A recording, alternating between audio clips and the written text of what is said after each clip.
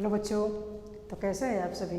उम्मीद करते हैं आप लोग बहुत ही मस्त और स्वस्थ होंगे। तो आज हम लोग एक बेसिकली लेक्चर स्टार्ट करने जा रहे हैं, जो फर्स्ट लेक्चर होगा सिंपल हार्मोनिक मोशन। ठीक है, इससे पहले हम लोग थर्मोडायनेमिक्स पार्ट खत्म किया और उससे पहले हम लोग ने केटीजी खत्म किया, और आज हम लोग जो स्टार्ट करने जा रहे हैं वो होगा सिंपल हार्मोनिक मोशन। ठीक है, चलिए, तो ये हमारा सिंपल हार्मोनिक का लेक्चर नंबर फर्स्ट है। स्टार्ट करते हैं, इसको मिटा देते हैं। ठीक है, सिंपल हार्मोनिक मोशन में सबसे पहले हम लोग पढ़ेंगे ऑसिलेटरी मोशन। एसएचएम से पहले हम लोग पढ़ेंगे ऑसिलेटरी मोशन क्या है। ऑसिलेटरी मोशन, ठीक है, थोड़ा सा मैं मार्कर बदल लेता हूँ। ओके, उसके बाद चलते हैं अपने। तो देखिए, सबसे पहले हम ऑसिलेटरी मोशन समझते हैं क्या है। जैसे ये हमारा कोई पॉइंट है, ठीक, और ये हमारे दो पोजीशन है। ऑसिलेटरी मोशन क्या कहता है कि अगर यहाँ कोई पार्टिकल है, क्या है, पार्टिकल है, और ये पार्टिकल यहाँ जाएगा, फिर रिटर्न यहाँ आएगा, फिर ऐसे जाएगा, यानी ये पार्टिकल किसी एक फिक्स्ड इंटरवल ऑफ टाइम के बाद, किसी एक फिक्स्ड इंटरवल ऑफ टाइम के बाद अपने आप को खुद रिपीट करता हो, ऐसे मोशन को हम लोग कहते हैं ऑसिलेटरी मोशन। ऑसिलेटरी मोशन, कोई भी मोशन हो, सर्कुलर मोशन हो, लीनियर मोशन हो, कोई भी मोशन हो, अगर वो मोशन खुद को एक फिक्स्ड इंटरवल ऑफ टाइम में रिपीट करता है, ऐसे मोशन को हम लोग कहते हैं ऑसिलेटरी मोशन। क्या लिखेंगे? Any motion repeat itself after a fixed interval of time,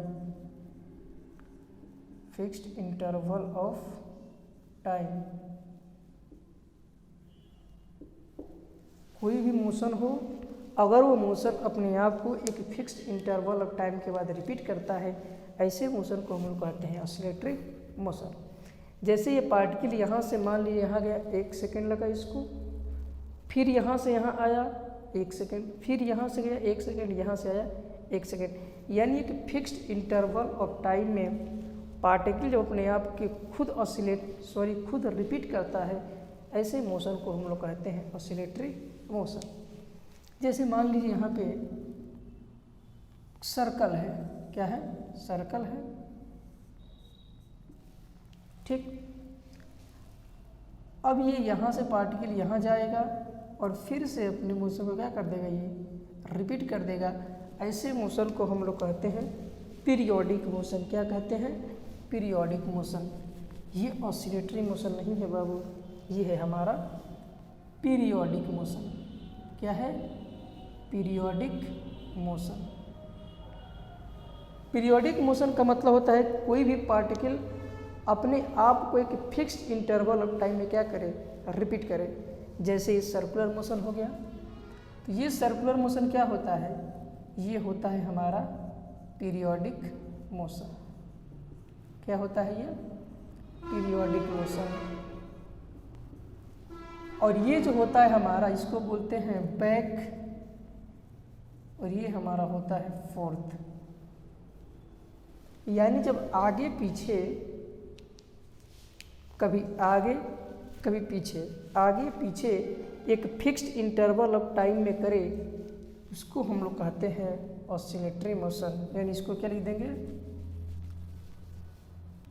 back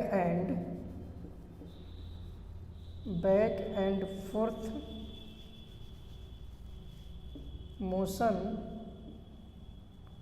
of A particle back and fourth यानी आगे और पीछे जो मोशन होता है एक फिक्स्ड इंटरवल ऑफ टाइम के बाद, उसको हम लोग कहते हैं ऑसिलेटरी मोशन। और कोई भी मोशन हो, अगर वो motion fixed interval of time के बाद रोटेट करता है, कंप्लीट करता है, उसको कहते हैं हम लोग पीरियोडिक मोशन। ये हमारा ऑसिलेटरी है। पीरियोडिक क्या है? Any motion that repeat itself at a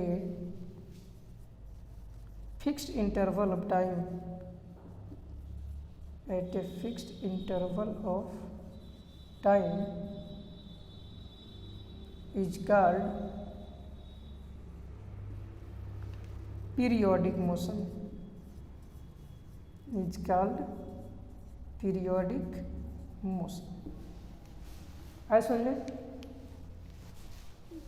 कोई भी मोशन हो, हमने क्या कहा, कोई भी मोशन हो जो रिपीट करे अपने आप को एक फिक्स्ड इंटरवल ऑफ टाइम के बाद, उसको कहते हैं हम लोग ऑसिलेटरी मोशन। ठीक है, कोई बात नहीं, थोड़ी सी वीडियो में प्रॉब्लम होने की वजह से लेक्चर थोड़ा सा, कोई बात नहीं, देखते हैं। हमने क्या कहा कि अगर कोई पार्टिकल कभी आगे कभी पीछे एक फिक्स्ड इंटरवल ऑफ टाइम में मूव करता है, उसको हम लोग कहते हैं ऑसिलेटरी मोशन। और कोई भी मोशन हो, अगर वो अपने आप को रिपीट करता है एक फिक्स्ड इंटरवल ऑफ टाइम में, उसको हम लोग कहते हैं पीरियोडिक मोशन। हमारा क्वेश्चन ये है कि क्या ऑसिलेटरी मोशन पीरियोडिक मोशन हो सकता है? ऑसिलेटरी मोशन पीरियोडिक मोशन क्या हो सकता है? हमने क्या कहा कि ऑसिलेटरी मोशन में कभी आगे कभी पीछे एक फिक्स्ड इंटरवल ऑफ टाइम में क्या करता है, रिपीट करता है, उसको कहते हैं ऑसिलेटरी मोशन। पीरियोडिक में क्या कहा कि कोई भी मोशन हो, एनी मोशन जो अपने आप को एक फिक्स्ड इंटरवल ऑफ टाइम में रिपीट करता है, उसको हम लोग कहते हैं क्या, पीरियोडिक मोशन। ठीक है, कोई बात नहीं। तो हमारा क्वेश्चन है क्या ऑसिलेटरी मोशन पीरियोडिक मोशन हो सकता है? जितने भी ऑसिलेटरी मोशन हैं ये हमारे पीरियोडिक मोशन हो सकते हैं। All oscillatory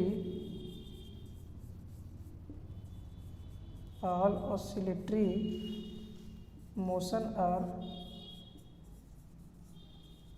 periodic but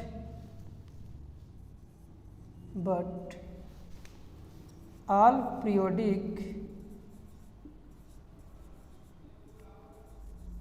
periodic motion is not oscillatory।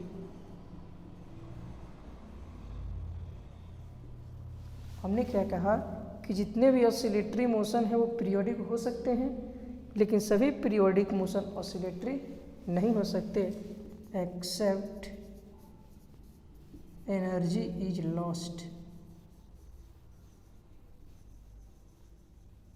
अगर एनर्जी लॉस नहीं होता है तो जितने भी ऑसिलेटरी मोशन हैं वो सारे पीरियोडिक होंगे, लेकिन सारे पीरियोडिक ऑसिलेटरी नहीं होंगे। ठीक है, पॉइंट को नोट करिए, तब मैं आपको आगे बताता हूँ। नोट कर लीजिए इस पॉइंट को। ठीक है, ओके। तो हमने क्या कहा कि जितने भी ऑसिलेटरी होते हैं वो सारे पीरियोडिक होंगे, लेकिन पीरियोडिक ऑसिलेटरी नहीं होंगे। रीजन क्या है कि अगर इसको देखें तो ये हमारा पीरियोडिक मोशन है, एक फिक्स्ड इंटरवल ऑफ टाइम के बाद अपने आप को रिपीट कर रहा है। ऑसिलेटरी मोशन में भी फिक्स्ड इंटरवल ऑफ टाइम के बाद रिपीट हो रहा है, लेकिन ऑसिलेटरी मोशन में आगे पीछे का होना जरूरी है। इसमें भी fixed interval of time repeat हो रहा है, लेकिन इसमें कोई भी मोशन हो सकता है, इसमें कोई भी मोशन हो सकता है।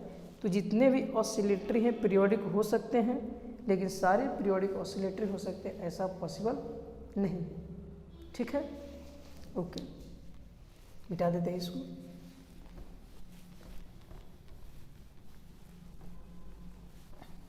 अब जरा मेरी बातों को समझिए।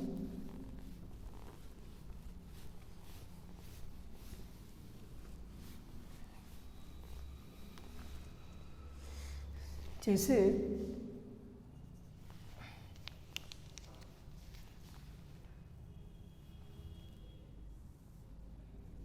हमने क्या कहा कि ये यहाँ से कोई पार्टिकल है, ये पार्टिकल कभी यहाँ जाएगा फिर यहाँ आएगा, यही पार्टिकल फिर यहाँ और फिर जाके यहाँ आएगा। तो इसका एक ऑसिलेशन क्या होता है, कंप्लीट होता है। गया आया, एक ऑसिलेशन कंप्लीट। जैसे ये है, ऐसे ऐसे ऐसे, एक ऑसिलेशन। यानी कि इस वाले पॉइंट को हम लोग बोलते हैं मीन पोजीशन। क्या बोलते हैं, मीन पोजीशन। जिस पॉइंट में पार्टिकल इक्विलिब्रियम में होता है, क्या होता है, इक्विलिब्रियम में होता है। और इस पोजीशन पे पार्टिकल पे लगने वाला नेट फोर्स की वैल्यू कितना होता है, 0 होता है। ये हमारा मीन पोजीशन है, इक्विलिब्रियम है, जहाँ पे पार्टिकल क्या होता है, जिस पे एफ नेट 0 होता है। और इस पोजीशन पे पार्टिकल स्टेबल रहता है। क्या रहता है, स्टेबल रहता है। ठीक, इस वाले पॉइंट को हम लोग बोलते हैं एक्सट्रीम पोजीशन। क्या बोलते हैं इसको, एक्सट्रीम पोजीशन। और इधर भी हमारा होता है ये वाला पॉइंट एक्सट्रीम पोजीशन। ठीक है, क्या है ये हमारा एक्सट्रीम पोजीशन है। ठीक, यानी यहाँ पे पार्टिकल आपका इक्विलिब्रियम में होगा। जैसे मान लीजिए हमारे पास कोई स्प्रिंग है, इसको हम खींचते हैं, मतलब जितना ये इलास्टिक लिमिट तक इसको स्ट्रेच करके खींचते हैं इसे, तो यहाँ से यहाँ तक कि जो मैक्सिमम डिस्प्लेसमेंट होता है, मैक्सिमम डिस्प्लेसमेंट, इसको बोलते हैं हम लोग एम्पलीट्यूड। क्या बोलते हैं, एम्पलीट्यूड।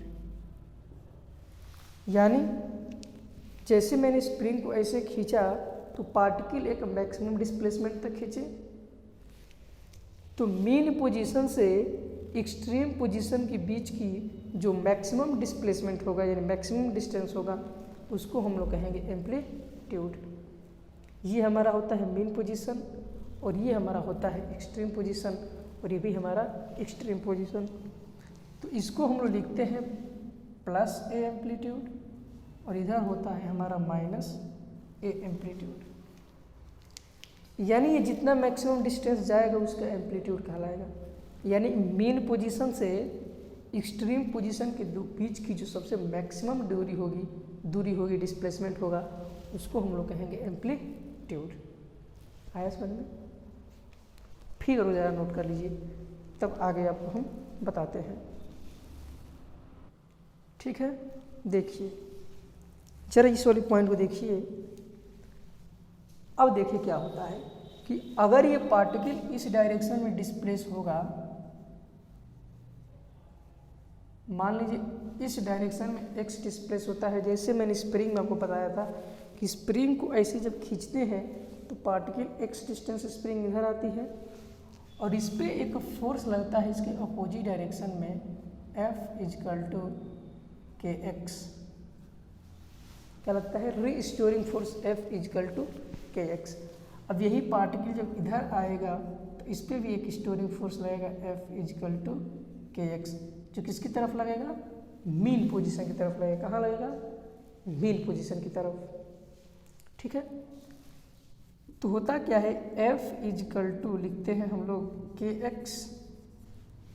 F इजकल टू क्या है, के, जहाँ पे के क्या है, यहाँ की कांस्टेंट है और एक्स हमारा क्या है, डिस्प्लेसमेंट है। क्या है, डिस्प्लेसमेंट है। और माइनस साइन लगाते हैं जिससे ये पता चलता है कि हमारा रीस्टोरिंग फोर्स जो है डिस्प्लेसमेंट के अपोजिट डायरेक्शन में लगता है। अब देखिए ये जो हमारा x है,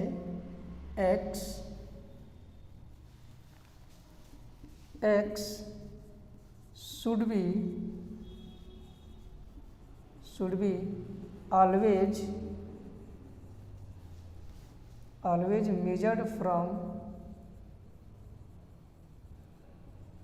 from mean position, x should be always measured from mean position. ये जो हमारा x है, ये x हमेशा कहाँ से मेजर्ड होगा? मीन पोजीशन से। x कहाँ मेजर्ड होगा? हमेशा मीन पोजीशन से नापेंगे, उसको मेजर करेंगे। x कभी भी लेना होगा हमेशा ऑलवेज आप मीन पोजीशन से x को लेंगे, जहाँ तक आपको एक मैक्सिमम डिस्टेंस ले जाना होगा। क्लियर है? अच्छा यहाँ देखिए, x जो है मीन पोजीशन से मेजर कर रहे हैं, यहाँ भी x हम मीन पोजीशन से मेजर कर रहे हैं। पार्टिकल इधर जा रहा है तो यहाँ पे फोर्स कहाँ लग रहा है? पार्टिकल जो है x डिस्प्लेसमेंट इधर गया तो फोर्स कहाँ लगा? इधर, और यहाँ का फोर्स इधर। कुछ नज़र आ रहा है आपको? फोर्स हमेशा मीन पोजीशन की तरफ लग रहा है। फोर्स हमेशा कहाँ लग रहा है?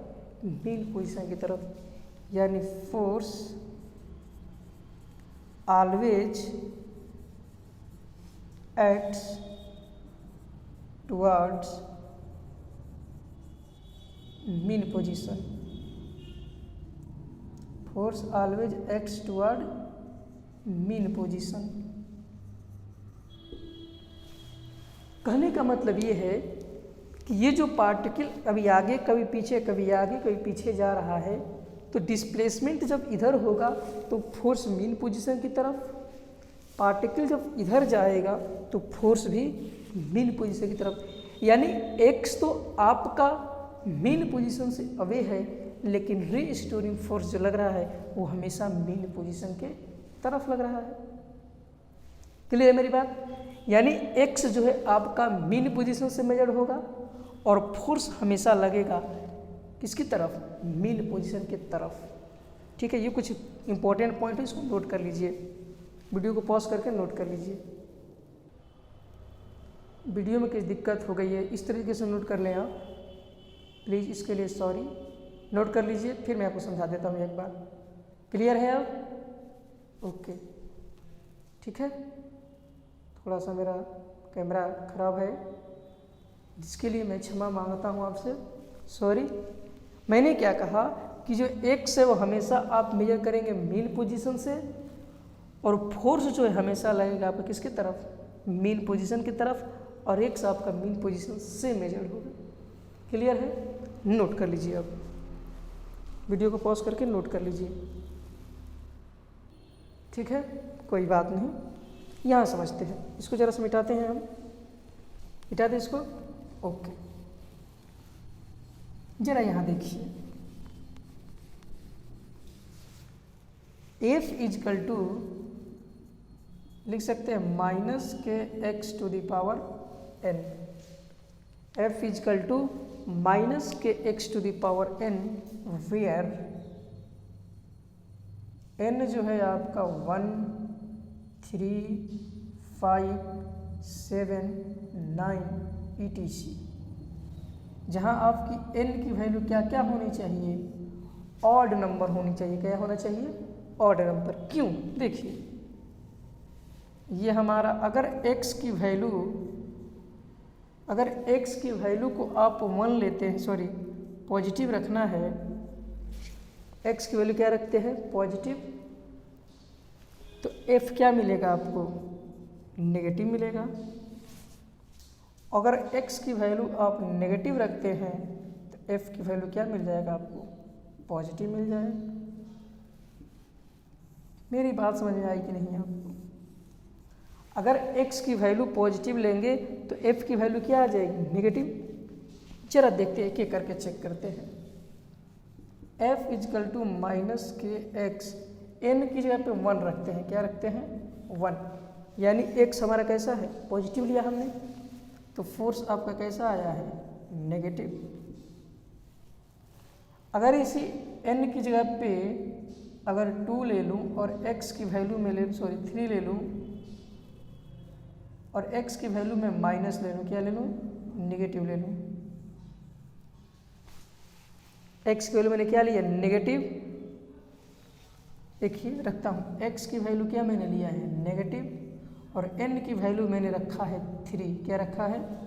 3 रखना है, ये -3 -5 नहीं रखना है। n क्या हो सकता है 1 3 पॉजिटिव ऑड नंबर हो सकता है, पॉजिटिव ऑड नंबर। तो n की वैल्यू जब 3 रखेंगे तो माइनस यहाँ पे क्या हो जाएगा f equal to minus k x की जगह पे हम लोग क्या रखेंगे -x और n की वैल्यू 3। ठीक, तो क्या हो जाएगा माइनस माइनस प्लस, यानी कि x के पावर क्या हो जाएगा 3। क्या कुछ समझ में आया आपको? फोर्स कैसा आया पॉजिटिव, यानी x की वैल्यू निगेटिव रखने पे फोर्स कैसा मिलेगा पॉजिटिव, और x की वैल्यू पॉजिटिव रखने पे फोर्स की वैल्यू निगेटिव। अगर n हमारा ऑड नंबर है तो, x हमारा ऑड नंबर है तो x आप पॉजिटिव रखिए निगेटिव रखिए, x की वैल्यू पॉजिटिव है तो f की वैल्यू कैसी आएगी नेगेटिव, और x की वैल्यू नेगेटिव है तो f की वैल्यू क्या आएगा पॉजिटिव। इसलिए हमने n को रखा ऑड नंबर, क्या रखा ऑड नंबर। ठीक है, इस चीज़ को आप नोट पॉइंट करके अपने कॉपी में नोट कर लीजिए, नोट कर लीजिए जल्दी से। ओके, ये वीडियो क्वालिटी हमारा सही है, कोई दिक्कत नहीं, नोट कर लीजिए इसको। नोट हो गया? ओके, मैं इरेज कर देता हूँ इस चीज़ को। ठीक है, x अगर पॉजिटिव तो फोर्स नेगेटिव, x नेगेटिव तो फोर्स पॉजिटिव। इतना क्लियर है? ओके, चलिए आगे चलते हैं। अब जरा ध्यान दीजिए, अब हम बात करते हैं सिंपल हार्मोनिक मोशन का, SHM, simple harmonic motion. Simple harmonic motion क्या है? तो मैं लिखता हूँ F equal to minus k x के पावर 1, F इजिकल टू लिखता हूँ minus k x to the power 3, F equal to लिखता हूँ minus k x to the power 5। हमारे पास 3 फोर्स हैं, F equal to minus k x की power 1, F equal to minus k x to the power 3, F equal to minus k x to the power 5। SHM क्या कहता है? ये भी harmonic motion है। F equal to minus k क्या बता रहा है? डिस्प्लेसमेंट इधर, फोर्स इधर, डिस्प्लेसमेंट इधर, फोर्स इधर, यानी पार्टिकल ये क्या कर रहा है आपका ऑसिलेट कर रहा है। F इजिकल टू माइनस के इसका मतलब क्या है? पार्टिकल वाइब्रेट करना, अपने मीन पोजीशन पे ऑसिलेट कर रहा है। तो इसको हम लोग कहते हैं हार्मोनिक मोशन। क्या कहते हैं? Harmonic motion. जितने भी ऑसिलेटरी मोशन है वो ऑसिलेटरी मोशन ही क्या होता है? हार्मोनिक मोशन होता है। तो इन तीनों में सबसे सिंपल कौन है? K x to the power 1 minus k x के power 1, this is called simple harmonic motion. SHM के जितने भी इक्वेशन बनेंगे वो होंगे F equal to minus k x. SHM का मतलब होता है सिंपल हार्मोनिक मोशन। तो सबसे इन तीनों में से सबसे सिंपल कौन सा इक्वेशन है हार्मोनिक का? F equal to minus k x. इसलिए हम लोग SHM में सबसे कम पावर वाला यूज करते हैं F इजिकल टू माइनस, क्योंकि सबसे सिंपल यही ऑसिलेशन है। जितने भी to and fro, back and को आगे और पीछे जो ऑसिलेट करता है पार्टिकल, उसी को हम लोग कहते हैं हार्मोनिक। क्या कहते हैं? Harmonic motion. और जो सबसे सिंपल हार्मोनिक होता है उसी मोशन को हम लोग कहते हैं सिंपल हार्मोनिक मोशन, और वो है F equal to minus k x. Clear है?